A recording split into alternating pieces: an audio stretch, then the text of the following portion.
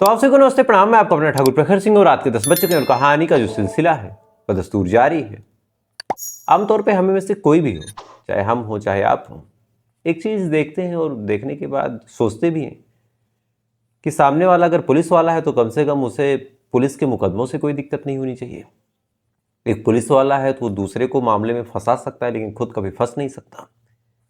Police होने के अपने फायदे भी हैं। पुलिस वाले अगर चाहें तो रस्सी का सांप बना देते हैं।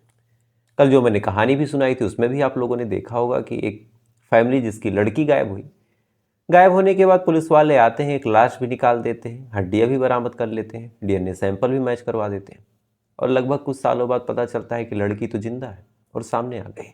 और इतनी टाइम पीरियड में उस लड़की के भाई और उसके फादर को उसी लड़की के कत्ल के इल्ज़ाम में पुलिस वाले जेल भेज देते हैं और बेचारे जेल में रह के अपनी दुर्गति करवाते रहते हैं। तो ऐसे सारे एग्जाम्पल जब हम लोग सुनते हैं तो सुनने के बाद एक चीज़ आती है कि अगर डिक्टेटरशिप सही सही करनी है तो हमें पुलिस में जाना चाहिए। लेकिन आज जिस कहानी के साथ वास्तव में आपके सामने हाजिर हुआ हूँ, इस कहानी को जब आप सुनेंगे, जब आप जानेंगे, तो जानने के बाद एक बार हैरान होंगे कि ऐसे कैसे। और हम तो यही सोचते थे कि पुलिस वाले अपने आप में चाहें तो कुछ भी कर सकते हैं, लेकिन क्या एक आईपीएस रैंक का अधिकारी अपने लिए इंसाफ की लड़ाई 32 सालों तक लड़े, लड़ते लड़ते उसकी मौत हो जाए, उसके बाद उसकी पत्नी बीड़ा उठाए, पत्नी की भी मौत हो जाए, फिर सेना का एक कर्नल आए, वो मुकदमा लड़े और 32 सालों बाद इस मुकदमे का फैसला हो, तो आप सोचिए आपको क्या लगेगा। यानी एक आईपीएस उसमें शामिल हुआ, एक कर्नल शामिल हो, पूरी जुडिशरी उसमें लग जाए, बड़े बड़े पॉलिटिशियंस लग जाए, फिर भी 32 सालों तक वो आईपीएस इंतज़ार करता रहा। बीच में उसकी मौत भी हो गई, शायद उसकी रूह, उसकी आत्मा इंतजार करती रही, तब जाके उसे इंसाफ मिला। तो फिर आज की पूरी कहानी इसी घटना पर आधारित है। कहानी राजस्थान की है, राजस्थान के रहने वाले रामानुज शर्मा की है। रामानुज शर्मा एक आईपीएस, उन्होंने जेल में ज्वाइनिंग की। जब एज ए जेलर उन्होंने ज्वाइनिंग की तो वहीं से फिर उनका जो काम करने का रवैया था, जो काम करने का तरीका था, इतना उम्दा, इतना अच्छा था कि तमाम लोग उनके फ़ैन होते गए। ना ही उन्होंने कभी रिश्वत ली, ना ही किसी से घूस लिया, ना ही जेल में कोई सामान, कोई सिस्टम उपलब्ध करवाया किसी को। तो जो सीनियर ऑफिसर थे वो भी उनके काम से बड़े खुश रहे। धीरे धीरे उनकी तरक्की हुई, उनकी पदोन्नति हुई, प्रमोशन हुआ और साल 1991 आते आते वो आईबी जेल हो गए। अब आईजी जेल होने के बाद अब 1971 में कायदे से 1991 में उनको रिटायर होना था। पूरी ज़िंदगी ईमानदारी से उन्होंने गुजारी, पूरी ज़िंदगी न किसी से कोई लड़ाई, न किसी से कोई झगड़ा, न किसी से कोई पर्सनल रिवेंज, ना ही अपनी पद का कोई गलत फ़ायदा उठाया, एक इज्जतदार ज़िंदगी जी। अब 30 जून साल 1991 में उनकी रिटायरमेंट की तारीख आई। एक दो दिन पहले से ही पूरे जो जेल के लोग थे, जो जेल पुलिस महकमा था, उनको फेयरवेल देने के लिए, उनको विदाई देने के लिए तरह तरह की तैयारियां करने लगा। क्योंकि कितने सालों तक उन्हीं के अंडर उन्होंने काम किया, उन्हीं के गार्जियनशिप में तमाम डिसीजंस लिए, पूरे राजस्थान के जेल की एक तरह से वो मालिक थे। आज उनकी विदाई थी, कल कोई और आने वाला था, पूरा सिस्टम बदलने वाला था, एक नए सिस्टम के अंदर काम करना था, पुराने सिस्टम को वापस घर भेजना था। तो तमाम लोग अपने हिसाब से उनको अंतिम विदाई देने के लिए वहाँ पे खड़े थे। तमाम लोग तैयारियां कर रहे थे कि इस हिसाब से हम एक प्रोग्राम रखेंगे, तमाम तरह के इवेंट होंगे, नाच होगा, गाना होगा, उनके लिए स्पीचेस होंगे, उनके अच्छे कामों को हम याद रखेंगे। तो 29 तारीख से ही तैयारी शुरू हुई, तमाम स्टेज लगा और इसी दौरान 29 तारीख को ही इनको भी बताया गया कि आपको सर इतने बजे आ जाना है। घर वाले भी इनको तैयारी कर रहे थे। इसी दौरान उनको एक लेटर मिलता है। लेटर इन्होंने खोला, खोलने के बाद पूरा चेहरा सफ़ेद। परिवार वालों ने देखा, उन्होंने पूछा क्या है। रामानुज शर्मा एक शब्द बोल नहीं पाते, बस उस लेटर को अपनी पत्नी को पकड़ा देते हैं। पत्नी लेटर पढ़ती है, वो भी बदहवास सन्न। बेटों ने पूछा, बिटिया ने पूछा, किसी ने कुछ कहा नहीं, बस लेटर बारी बारी सबको थमा दिया गया। सभी लोग बारी बारी उस लेटर को पढ़ते हैं। पढ़ने के बाद जो कुछ रिटायरमेंट की खुशी थी, जो फेयरवेल की तैयारी थी, सब धरी की धरी रह गई। क्योंकि उस लेटर में कहा गया था कि साल 1977 में आपने एक गलत काम किया था, आपने अपने पद का मिसयूज किया था। अब इसके बारे में जब रामानुज शर्मा से पूछा गया कि हुआ क्या था, आखिर ये मामला क्या है, तो रामानुज शर्मा ने बताया कि 2 जेल के गार्ड थे जो प्रोविजन पीरियड पे थे, यानी संविदा पे रखे थे, वो गवर्नमेंट एम्प्लॉय नहीं थे। उन्होंने कुछ गलती की थी, उनको मजिस्ट्रेट के सामने पेश किया गया। अब चूंकि मजिस्ट्रेट तक मामला गया तो पहले तो इनको सस्पेंड किया गया। अब मजिस्ट्रेट के सामने जब मामला गया, मजिस्ट्रेट ने भी माना कि गलती है, उन्होंने सजा सुना दी। अब ये दोनों भाग जाते हैं कोर्ट। कोर्ट में इन्होंने इस मामले को चैलेंज किया। कोर्ट ने पूरे मामले की सुनवाई की। उसके बाद जो डीजे हैं यानी डिस्ट्रिक्ट जज, उन्होंने कहा कि इस मामले में हम आपको माफ़ करते हैं और आपकी ज़्यादा गलती नहीं है और आपको बाइज्जत बरी किया जाता है। अब जब बाइज्जत बरी किया गया तो उस रिलीजिंग लेटर की जो कॉपी थी वो दोनों लोग लेके इनके पास आते हैं, यानी रामानुज शर्मा के पास, और कहते हैं कि साहब देखिए, हमारे पर मुकदमा था तो हमको सस्पेंड किया गया। अब हमारा जो मुकदमा है वो ख़त्म है और हमारी कोई गलती नहीं निकली, कोर्ट ने हमें कोई सज़ा नहीं सुनाई, हमें बाइज्जत बरी कर दिया। तो कम से कम हमारी रोजी रोटी पे लात ना पड़े, आप हमारी नौकरी को फिर से बहाल कर दीजिए। अब रामानुज शर्मा ने जब देखा तो जो कानून कहता उस हिसाब से अगर कोई जब तक मुलजिम है, मुलजिम इन द सेंस कि अगर कोई आदमी है उसके ऊपर कोई आरोप लगा है, आरोप प्रूफ नहीं हुआ तो फिर मुलजिम है, प्रूफ हो गया तो मुजरिम है। तो मुलजिम पीरियड में अगर उसको सस्पेंड किया गया है और वो मुजरिम नहीं बना, यानी उसे माफ़ किया गया या फिर उसको ये कहा गया कि तुम्हारी गलती नहीं है, बाइज्जत बरी किया गया, तो उस कंडीशन में फिर उसकी नौकरी को बहाल कर देना चाहिए। यही कानून कहता है, यही मानवता कहती है। तो रामानुज शर्मा ने उन दोनों की नौकरी को बहाल कर दिया और बहाल करने के बाद अपने सीनियर को एक लेटर लिखा और लेटर में तमाम घटनाक्रम की जानकारी दी और कहा कि इस हिसाब से चीज़ें हैं और इन दोनों के ऊपर ऐसे ऐसे तोहमतें लगी। फिर कोर्ट ने माना कि इन दोनों की गलती नहीं है, तो कोर्ट जो है इनको चूंकि माफ़ कर रहा और बाइज्जत बरी कर रहा, तो फिर अब इनकी नौकरी को मैं बहाल कर रहा हूँ। अगर आपको कोई आपत्ति हो या फिर आप कुछ कहना चाहें तो आप हमें रिप्लाई दे सकते हैं। अपनी सीनियर को इन्होंने लेटर भेजा, साथ ही इन दोनों को फिर से ज्वाइनिंग दे दी। लेटर का जवाब सीनियर की तरफ से आया नहीं। साल 2 साल 4 साल गुजर गए, तमाम लोग भूल भी गए कि ऐसा कुछ हुआ भी था। फाइनली 1991 में रिटायरमेंट के एक दिन पहले, जब पूरी ज़िंदगी इनकी ईमानदारी से गुजर चुकी थी, एक दिन पहले इनके ऊपर ये तोहमत लगाई गई कि आपने उन दोनों को अपने पर्सनल इंटरेस्ट पे रखा था और आपने कानून तोड़ा, और इसके एवज में आपके ऊपर ये चार्जशीट बनाई गई है और जो सज़ा है उस हिसाब से 2 सालों तक आपकी जो पेंशन है उस पेंशन का 2% या 5% काटा जाएगा। कायदे से एक आदमी जो पूरी ज़िंदगी इज्जतदार ज़िंदगी जिया हो, आखिर में जब उसके ऊपर यह आरोप लगा तो फिर वो डिस्टर्ब हो गया। ना ही अगले दिन वो पार्टी में आया, ना ही उसने फिर कुछ किया। हैरान परेशान की पूरी ज़िंदगी इज्जत से गुजर गई। रिटायरमेंट के एक दिन पहले इस तरह की तोहमत लगी, मेरी तो इज्जत चली गई। चेहरे की पूरी हवाइयाँ उड़ी हुई थी। फ़ौरन जो रामानुज शर्मा है वो पहुंच जाते हैं अपने एक दोस्त के पास, जो उस टाइम एडवोकेट थे। नाम था एस के केसोज। एस के केसोज के पास हो जाते हैं। जाने के बाद उनको पूरा मामला बताते हैं। एस के केसोज उनको कहते हैं कि काम करो, इस चार्जशीट के खिलाफ कोर्ट चले जाओ। अब ये बात जब इन्हें सुनाई दी तो इन्हें भी लगा कि बात तो ठीक है। इन्होंने मुकदमा कर दिया, मुकदमा अपनी इज्जत के लिए, अपने ही साथ के लोगों के खिलाफ।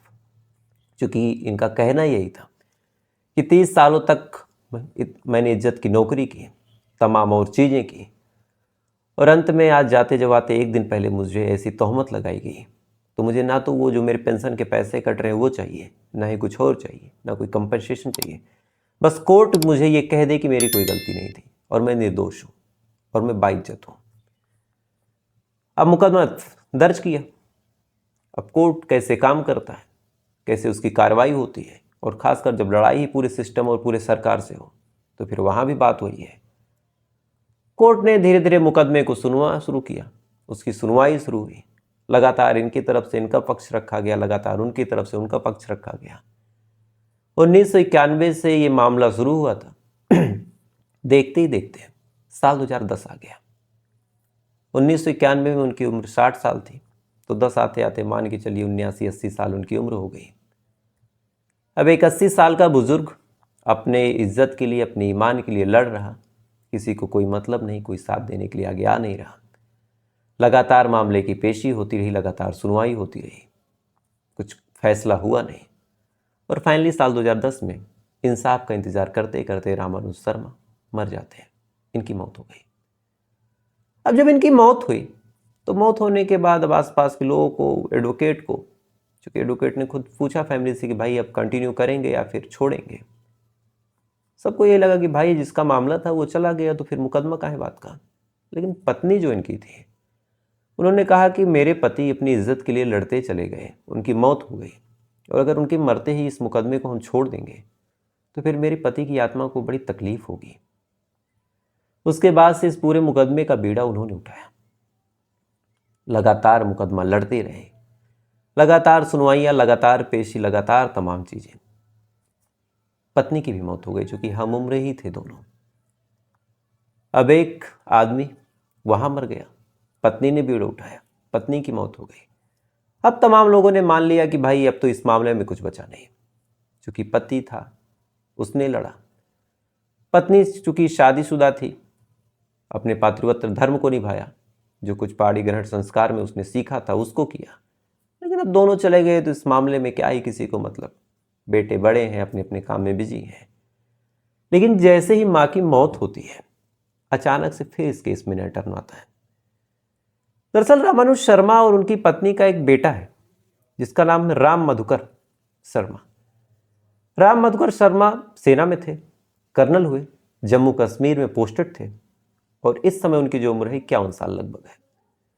तो रामानुज शर्मा जो है एज ए कर्नल जब ये बात सुनते हैं, और साथ ही इनकी जो बहन थी रामानुज शर्मा की, यानी कायदे से राम मधुकर शर्मा, रामानुज शर्मा के बेटे, तो मधुकर शर्मा की जो बहन थी रितु, इनकी उम्र इस समय लगभग 64 साल है, और बाकी और बहनें। ये तमाम लोग जब सुनते हैं कि माँ की मौत हो गई और अभी तक पापा को इंसाफ नहीं मिला, तो फिर ये लोग आगे आते हैं और कहते हैं कि इंसाफ तो हम दिलवाएंगे। कर्नल अपनी नौकरी से छुट्टी लेते हैं, इस मुकदमे को आगे बढ़ाते हैं। बेटियां भाग के वापस आती हैं, चूँकि सबकी शादी हो गई थी। कोई दिल्ली रह रहा था, कोई लखनऊ रह रहा था, कोई डॉक्टर था, कोई इंजीनियर था। तमाम लोग अपने अपने कामों से छुट्टी निकाल निकाल के अब इस मुकदमे को आगे बढ़ाते हैं। मुकदमा चलता रहा। साल 2010 में माँ की मौत हुई, पिता की मौत हुई, 15-16 में माँ की मौत हो गई। तब से ये लोग मुकदमा लड़ रहे हैं, लगातार सुनवाई हो रही, लगातार पेशी हो रही। फाइनली 32 साल गुजर गए। 32 साल गुजर गए, कोर्ट लगातार इस मामले की सुनवाई करती रही। जो इनके साथ के जिस वकील ने कहा था कि आप मुकदमा फाइल कीजिए, एसके केसोज, वो वकील से जज बन गए। गुजरात में उनकी पोस्टिंग हो गई और ये मुकदमा चलता रहा। फाइनली साल 2023 में इस केस का फैसला आया, और इस केस के फैसले में जज ने कहा कि जो रामानुज शर्मा है वो बेकसूर है, और इस पूरे मामले को जानबूझ के उलझाया गया, और इसमें किसी ऊपरी दर्जे के ऑफिसर ने साजिश करके इनको फंसाया। क्योंकि किसी भी आदमी को रिटायरमेंट के एक दिन पहले ऐसा नोटिस देना और उसके कैरियर पे धब्बा लगाना किसी साजिश का हिस्सा है। तो फिर साजिश क्या थी? जब जांच पड़ताल हुई तो जो कहानी निकल के सामने आई, आंखों में आंसू ला देगी। रामानुज शर्मा पूरी ईमानदारी से जब जेल प्रशासन को चला रहे थे, तो जेल में अक्सर कई ऐसे गैंगस्टर, कई ऐसे पॉलिटिशियन के संबंधी, खुद पॉलिटिशियन भी बंद होते हैं, तो उनको सुविधा चाहिए, खाने के लिए गोश्त चाहिए, चिकन, मटन, दारू, मोबाइल फ़ोन, एसी, पंखा, टीवी। रामानुज शर्मा मना करने लगे। उन्होंने कहा कि हम ऐसी कोई सुविधा किसी को नहीं दे पाएंगे, ये जेल मेनू इनके खिलाफ है। तो ये बात जब तमाम लोगों ने सुनी, तो वहीं से अंदर ही अंदर कुछ लोकल पॉलिटिशियंस और कुछ हायर लेवल के ऑफिसर इनसे खुन्नस खाने लगे, और इन्होंने कहा कि भाई ठीक है, आज तुम्हारा टाइम है, उड़ लो, हमारा टाइम आएगा तब तुम्हें सबक सिखाएंगे। तो पूरे प्लान के तहत रिटायरमेंट के एक दिन पहले इस मुकदमे को, यानी एक जो मामला था, इसको जानबूझ के रोका गया था 1977 में ही, जब इन्होंने लेटर लिख के बताया था कि ऐसे ऐसे मामला है और 2 लोगों को मैं वापस नौकरी पे रख रहा हूँ। उस मामले को वहीं रोका गया, इसलिए ताकि इस मामले का इस्तेमाल रिटायरमेंट के एक दिन पहले किया जा सके। तो रिटायरमेंट के एक दिन पहले जानबूझ के ये चार्जशीट बनाई गई, और एक इज्जतदार आदमी को ये पकड़ा दिया गया। उसे इज्जत के जो धब्बा लगा था उसको धुलने के लिए, जो तोहमत लगी थी उसको हटाने के लिए रामानुज शर्मा 1991 से लगभग 20 साल मान के चलिए 2010 तक इस मुकदमे को लड़ते हैं। लड़ते लड़ते उन बेचारे की मौत हो गई, कोई सुनवाई नहीं हुई। उसके बाद उनकी पत्नी लड़ती है, लड़ते लड़ते उनकी भी मौत हो गई, कोई सुनवाई नहीं हुई।